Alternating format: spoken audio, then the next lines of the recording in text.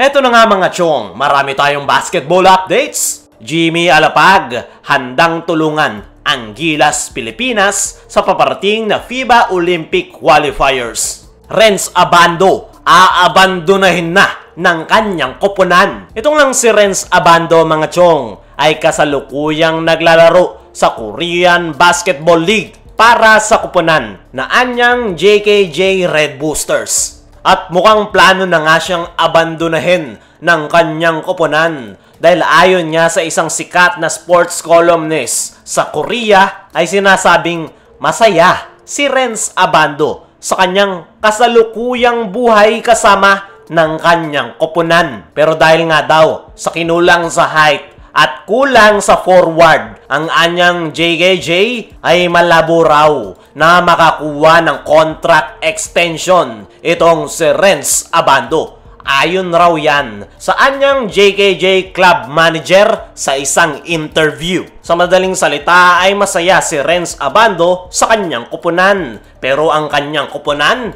ay medyo hindi na satisfied sa kanyang ipinapakita. At nakakalungkot nga yan para kay Renz Abando dahil ibinigay niya nga ang lahat para tulungan ang kanyang koponan. At ang nakikita nating dahilan kung bakit plano ng abandonahin ng anyang si Renz Abando ay dahil sa kanyang natamong back injury. At napansin nyo na siguro na limitado na yung playing time na nakukuha ni Renz Abando sa mga nakalipas nilang laro. Dahil plano na nga nila itong bitawan. At mukhang wala na ngang team sa Korean Basketball League ang gustong kumuha kay Renz Abando dahil ayon pa rin sa parehong source ay karamihan nga daw sa KBL coaches ay sinasabing mas fit si Justin Gutang sa KBL environment kesa kay Renz Abando dahil kaya raw makipagsabayan ni Justin Gutang sa pisikalan na laro kumpara kay Renz Abando na tinamaan pa ng injury. At mas lalo pang ang tumibay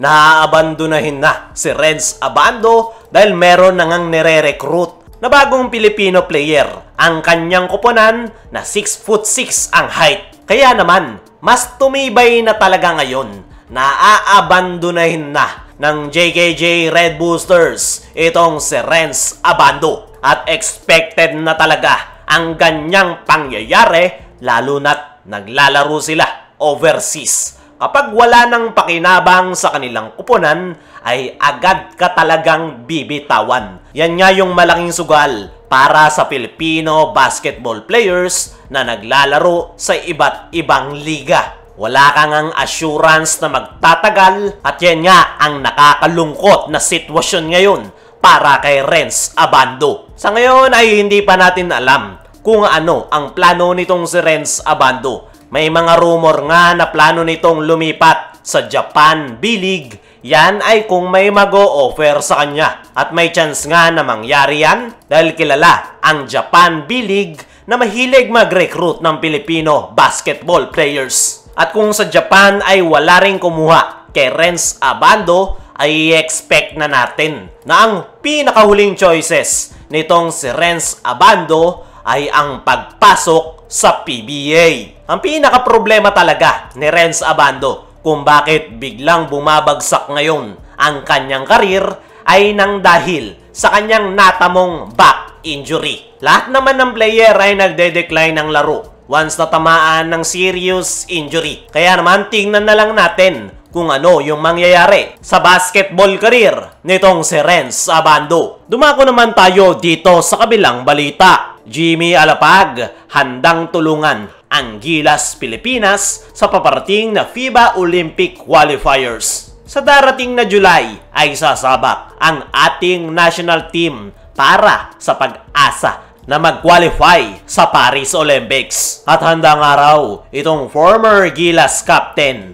na si Jimmy Alapag na maging assistant ni Coach Tim Cone ng ating national team. Sa mga hindi nakakalam, konting background lang. Dating naglaro itong si Jimmy Alapag bilang team captain ng ating national team kung saan natulungan niya ang Gilas na mag-qualify noong 2014 FIBA World Cup sa Espanya. Kasalukuyang nasa US itong si Jimmy Alapag dahil isa nga itong player development coach ng Sacramento Kings. Kaya naman, sakaling maging parte ng coaching staff ng ating national team, itong si Coach Jimmy Alapag ay napakalaki at marami ang may input nito sa ating national team, lalong-lalo na sa pagde-develop ng mga young guns. At meron nga itong advice sa Gilas Pilipinas. Tutukan natin si Jimmy Alapag sa report ng ABS-CBN na ang pinakamalaking susi raw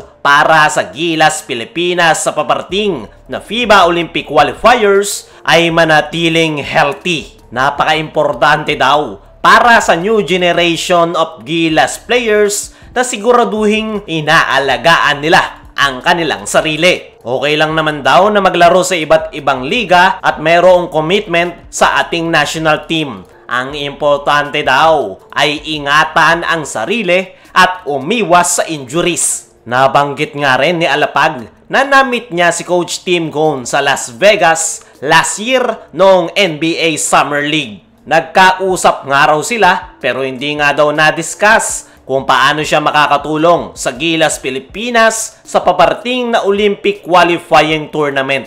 Dahil nung mga oras nga daw na yon ay hindi pa si Coach Tim ang humahawak ng ating national team at the same time ay very busy nga din daw siya noon na tulungan ang Sacramento. Pero ang pinakamagandang balita nga mga chong ay open na open raw itong si Coach Jimmy Alapag na tulungan si Coach Tim kapag may nag-reach out na sa kanya. Para sa akin mga chong ay malaki ang maitutulong nitong si Coach Jimmy Alapag sa Gilas Pilipinas. Dati na nga siyang naging player ng ating national team kaya alam niya ang gagawin. At the same time ay marami na rin siyang experience sa NBA.